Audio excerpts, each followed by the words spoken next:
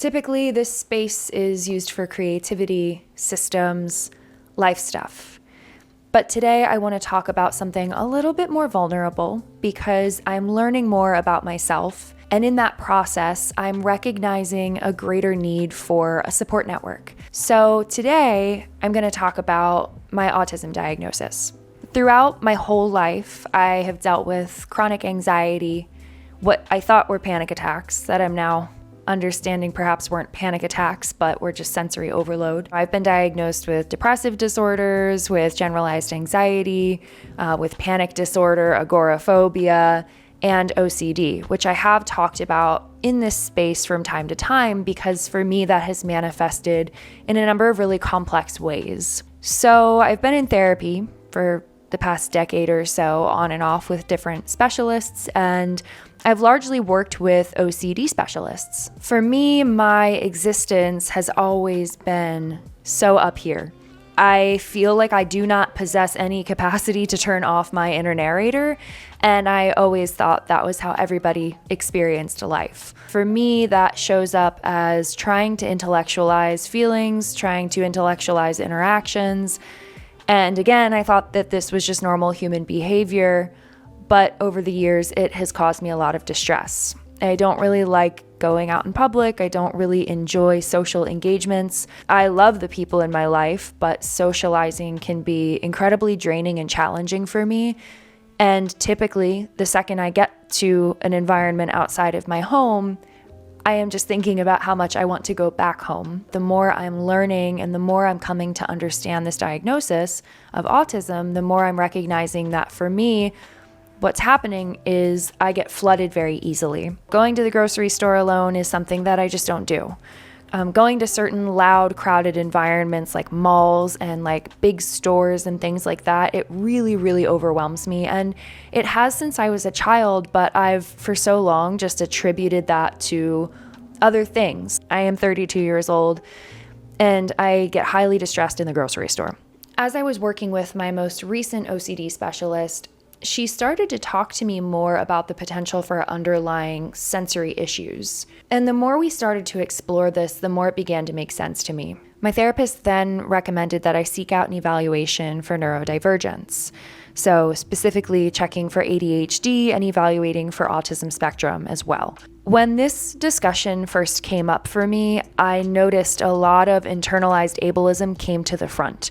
I had a lot of misconceptions and carried with me a lot of stereotypes. Understanding and unpacking that now, it makes more sense to me why so many people go undiagnosed. Women and girls might experience extremely high sensitivity, but due to the way we're socialized as children, we might be able to navigate the world a little more covertly, and we might mask socially in a different way. So it can be harder to pinpoint some of those autistic traits in girls and women when compared to boys and grown men. So like I said, in my own case, I did seek out an evaluation and I had to wait a number of weeks to get my results back, which was really challenging for me because that whole entire time between the evaluation and the follow-up, I was in this deep state of just constant rumination, feeling like, I don't know, feeling like I didn't even deserve to be getting evaluated for that. But when I truly kind of confront these challenges that I've faced, I really dislike being in public. I really struggle with going out and doing everyday normal things. I never learned how to drive. I briefly had my permit, but driving has always been such an overwhelming experience for me, and I never understood why. I come to find that a number of autistic adults never learn to drive, don't get their licenses, and feel a deep sense of sensory overwhelm and anguish when it comes to driving. Throughout my life, my friends, my family, people I used to date have all given me such a hard time about not driving. And it's something that I always struggled to explain, but it truly just feels like something I'm incapable of doing. I've accomplished so much in my life. I'm very driven, very motivated, but yet I'm terrified to drive a vehicle. I'm terrified to go into the grocery store. And so these kind of paradoxes, I guess you could say, started to become more apparent to me in the time between my evaluation and getting my results. As you can imagine, having to wait 3 weeks to get answers about something that seems so important about oneself, was really anxiety inducing. And I have had a really rough past month of just ups and downs. Prior to getting the information about like neurodivergence and being encouraged to go seek out an evaluation, prior to that, I think what had happened was I hit a wall and I got to a state of deep, deep burnout. Something else I'm learning is that a lot of autistic women tend to be perfectionists. We tend to overwork and try to overcompensate through the projects that we can involve ourselves in. And for me, I think this is also a way for me to distract myself from the nonstop internal narrative. There is a hypervigilance. I leave the house. I'm constantly checking in. Am I okay? Am I okay? Am I comfortable? Am I overwhelmed? Which is why I thought it was OCD for so long. And it may still be OCD as well because it's a common comorbidity with autism spectrum disorder. The language I have for all of this is not perfect right now, and I am confronting this lack of understanding and this sort of piecing together of my whole life. And one of the most bizarre things is that after getting this diagnosis, all of the sudden, childhood memories are coming back to me. And they're not traumatic memories, they're not bad memories, they're just memories of things like being in school or social encounters or trying to find my place. I don't know, it's just really interesting to be in your 30s and to learn something so insightful about yourself and then have this chance to process your whole life's history through a totally different lens. One of the other things that for me has been particularly challenging that I actually haven't seen a lot of discourse around in the communities that I've kind of poked around and the books I've been reading, the resources I've been reading, is that I have struggled with derealization and depersonalization. So I don't meet the clinical criteria for diagnosis of a dissociative disorder, but I dissociate very, very regularly. And it's not just zoning out, it is feeling as though my surroundings are distorted, feeling as though there is a barrier between myself and the outside world. And it's largely informed by being so stuck in my head and being so ruminative and, perseverative, I guess. What I'm starting to understand is that this dissociative, depersonalized, whatever, this state could actually be a form of masking for myself. So trying to navigate the world as though everything is fine, trying to push through the sensory chaos to be perceived as though I'm okay. And it's possible that this is a learned behavior because I can pinpoint the very first time I ever had a very intense depersonalized dissociative experience, which was like the first time I ever got way too high when I was a kid.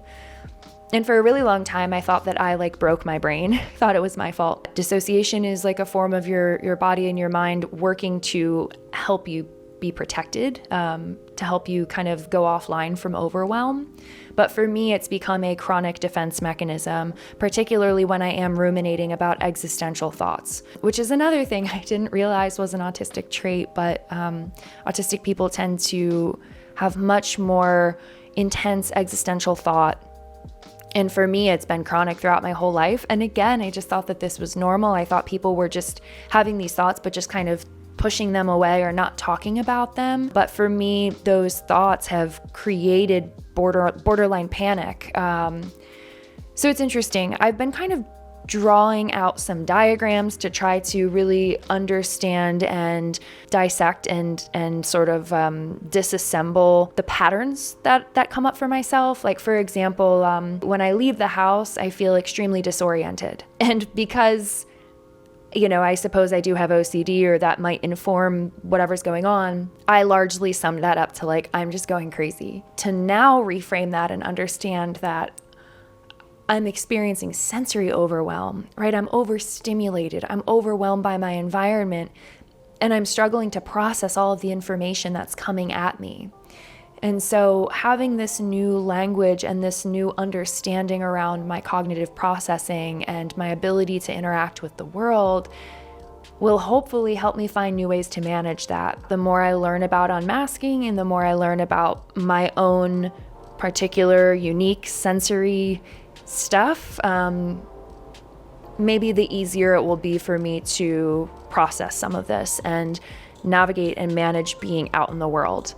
Because I've been in this state of burnout, I would say probably since October of last year, my threshold is just very low. Even if I want to go out and do something social, even if I want to go to a cafe, or I want to go shoot film, or I want to go to the grocery store, like, these things are so challenging for me because the second I get into an environment that is out of my control, I begin to dissociate. And if I can't intervene and find a way to quell that panic, a cycle inevitably brews into a storm. It's like this emotional cyclone. Or maybe not even emotional, because it's like the panic to me doesn't feel like an emotion so much as it feels like a reaction, if that makes sense. I'm realizing, one, that the information that's available to the public is clearly not serving the autistic community. The fact that I, as a very informed, very compassionate, open-minded person, had never even conceived of the idea that perhaps I'm neurodivergent. I mean, I knew the OCD and ADHD and things like that, but I just never thought that I was autistic. And it's funny because now when I look back at my life, I'm starting to see things so clearly. It's also interesting to think about all of this in the context of my creativity, because when I was learning about like special interests, I'm like, oh, well, I don't have any special interests. I do, because 1 week I'm really into film and that's like the thing I care about the most. And then 2 weeks later, it's working on a zine and that's the thing I care the most about.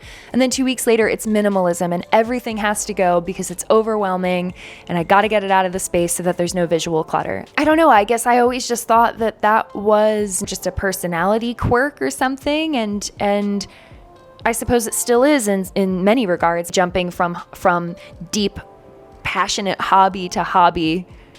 Those are special interests. The most freeing part about being diagnosed and having this new insight is being able to understand the cognitive stuff. Because for me, again, that depth of hypervigilance where I'm thinking about my thoughts, I'm thinking about the experience of thinking, I'm thinking about the way it feels to be a human in the moment communicating with another human, instead of just being there.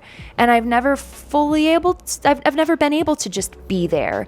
And so when people talk about like mindfulness and presence, I don't even know what that means. Like, to me, I'm like, there's just a sprint happening in my brain at all times.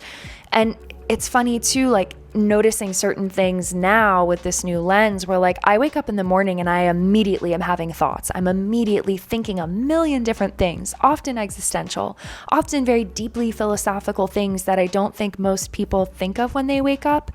And the more I've talked to Derek about some of my experience, the more he's become aware too, where he's like, oh yeah, you get really weird about like the texture of certain fabrics on your skin, or like how you feel in the bed before we go to sleep at night. It puts into perspective so many difficult relationships I've had in my past and so many challenges I've had with things that seem like they should be so simple and so easy. I'm capable of doing so many deeply technical and complex things.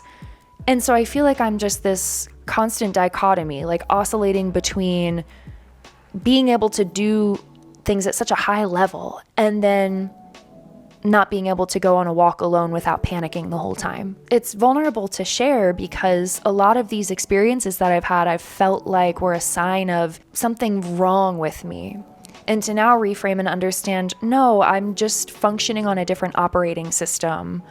My brain just works in a way that's different than other brains, and there's nothing wrong with that. The more that I'm informing myself, the more I'm learning, the more I really feel passionately about becoming an advocate for people like myself, particularly for women and girls and adults who get diagnosed at a point in time where they feel like they've exhausted every other option and they've spent their life thinking something was wrong with them, that they were too sensitive, too intense. You know, I've had so many friendships and romantic relationships where I was told that I'm too intense, and I never understood. Having this framework and this new language is like so freeing, and it's also a lot because it's like digesting a whole lifetime in a totally different way. While I don't know how often or how much or to what extent I will talk about neurodivergence moving forward on this channel and in this space, I felt it was important to make this video. In a lot of ways, this space for me has been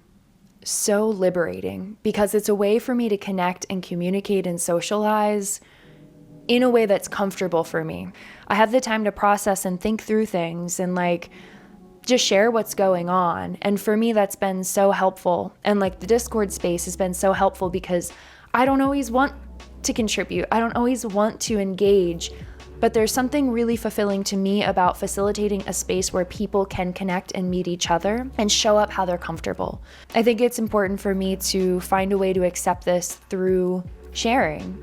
And if that can help even just one other person out there who is struggling with anything similar to what I've been going through, then to me, it's worth it. It's worth showing up and being vulnerable. Hearing about other autistic people's experiences has been so eye-opening for me and so helpful for me. And so I guess my greatest hope is just that I can help somebody else out there. As one individual person who's benefited from the anecdotes and the shared experiences of others, I've been able to learn more about myself really quickly.